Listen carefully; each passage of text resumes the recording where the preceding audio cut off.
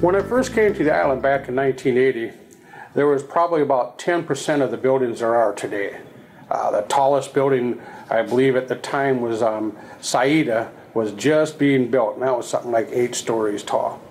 I remember that on a quiet night you could hear the surf. During the winter time, the town was absolutely dead. A lot of the stores would close down. This was before the day of the winter Texans, when the winter Texans first started coming. And one of the first hurricanes I experienced was Hurricane Allen, which happened, it was one of the hurricanes of the century. And we were very fortunate. It just skirted the island and went north. But still, it caused several $1 million worth of damage. Could have been a lot worse. If one like that were to hit us today, it would cause many millions of dollars worth of damage. How much worse was that than Dolly? Oh, quite a bit worse. I think when it was just offshore, Allen was registered as a Category 5, and I believe that it had the lowest barometric pressure of any hurricane up to that time. And when it hit shore, though, it was still a Category 3.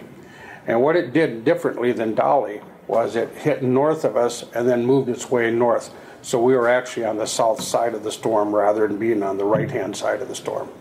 When Dolly hit, most of the damage was caused by rain rather than structural damage by wind. It was rain, and then it seeped down into the walls.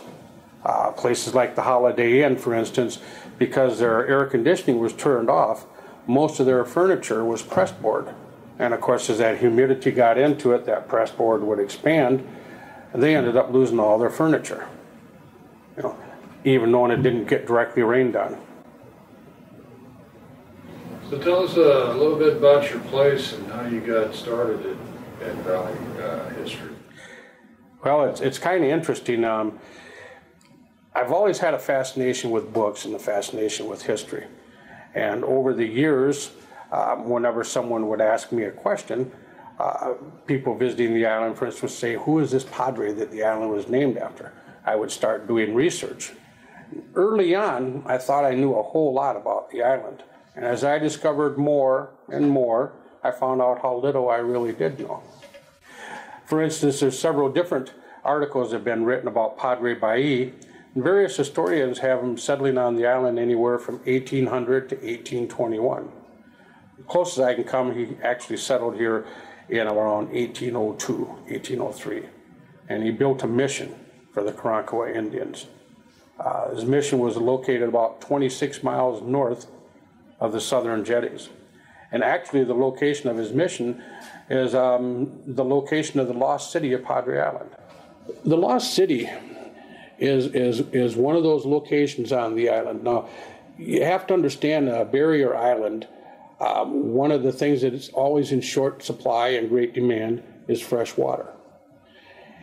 There's a lens of water, fresh water, that floats on top of the water table. And if you go behind the dunes, actually, if you go back behind the third dunes and dig into them, you'll find fresh water. The early Indians, as they wandered the length of the island, would find these various places where they could have fresh water. And between here and Corpus Christi, there's 72 or 73 different watering holes. Well, the Padre set his ranch up about 26 miles north of the Brazo Santiago. It was at one of the watering holes. And he built a fairly large complex. There was a blacksmith shop, and there was outbuildings, there were fences. Everything was built from stuff that had been salvaged off the beach. There were ship's timbers that were used in the construction of the actual buildings themselves. A lot of the fences were made from ebony that washed ashore from Honduras and down in Central America. And they built quite a ranch there during the 1820s and the 30s. Padre Bailly had a nephew named Juan, and Juan helped him to run several thousand head of cattle here on the island. Around 1844, there was a very bad hurricane. It was one of those killer hurricanes.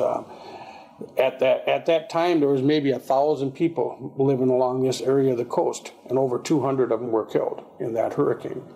And so the ranch was kind of wiped out, and the governor of the state ordered the people to move inland up to Port Isabel.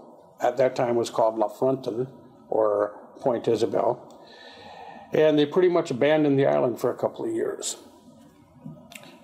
Towards the end of the Mexican War in 1847, a man by the name of John Singer and his wife were shipwrecked along the shores here.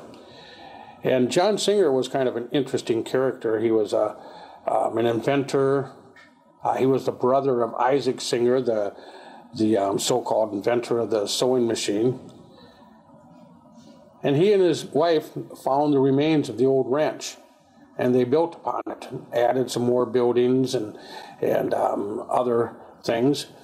During the course of their life here on the island, they discovered several old Indian villages, old campgrounds, which had been located very close to the mission here. During the 1850s, John Singer was appointed as a wreckmaster along the coast. Each county had a position available where they would appoint one man to be in charge of going out into the Gulf and rescuing people who were stranded on the bar or whatever, to salvage the ship. They would be answerable to the insurance companies rather than to the actual owner of the ship. They would get a percentage of the things that they salvaged.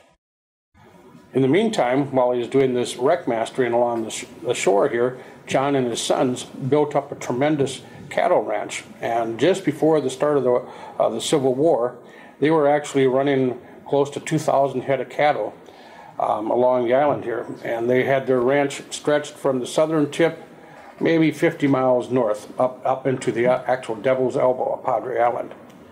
At the start of the war, John was a secessionist, and he was very much in favor of Texas seceding from the Union, and he had to leave the island when the Union troops landed here. According to legend, and according to his son, he buried somewhere around $60,000 worth of Spanish silver, coins and jewelry that had been salvaged along the beach. He buried them in these large stone jars so they could come back and find them later.